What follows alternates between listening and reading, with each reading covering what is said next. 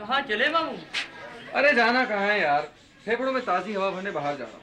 आज हवा की जरूरत कोई ज्यादा नहीं पड़ रही। हाँ, चौथी बार जा रहे हैं आज। हद होती है भाई। यार मुझे यहाँ का ऑक्सीजन लेवल कम लग रहा है। आज वो ऑक्सीजन सिलेंडर क्यों नहीं आया? कौन? वो सलमा खाला का छोटा। यार बहुत बकवासी हो तुम लोग।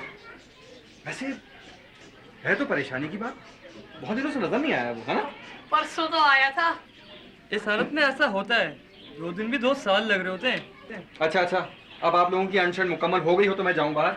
अस्सलाम वालेकुम अंकल। लो, आ गया ऑक्सीजन सिलेंडर। आओ बेटा, वालेकुम अस्सलाम। आओ इधर बैठो। क्या है इसमें? अंकल अम्मी ने आपके लिए खीर भेजी है। देखा, बैठ गए। अच्छा बेटा, अम्मी का शुक्रिया अदा करना। और तबीयत ठीक है उनकी? उनको थोड़ा सा बुखार है। बुखार है तो कोई दवा तो ली होगी ना उन्होंने? जी, डॉक्टर ने उनको दवा दी है।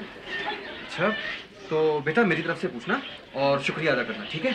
और खीर खाओगे? जाना है अंकल। खा लो। नहीं? अच्छा ठीक है, खुदा हाफ़िज़। अंकल खुदा हाफ़िज़। खीर खाओगे नदी दो? नहीं मामू, आपके लिए भेजिए, आप खाएं। अरे मेरे लिए कहाँ भेजिए, सबके लिए भेजिए। हम में मेरे लिए भेजिए। वैसे नेक दिल खातून है। बात सुनो, तुम दोनों के चेहरे से पता चल रहा है तुम मजीद कुछ कहने वाले हो। अब ज्यादा कुछ नहीं चलेगा, निकलो यहाँ से, फूटो फूटो यहाँ से। खीर काम करना है मुझे, चलो।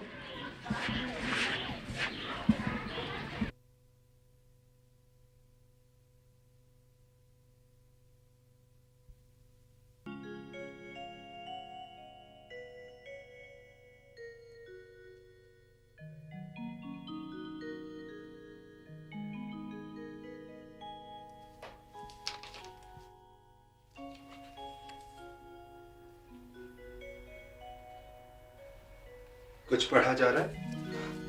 नहीं, बस यूं ही।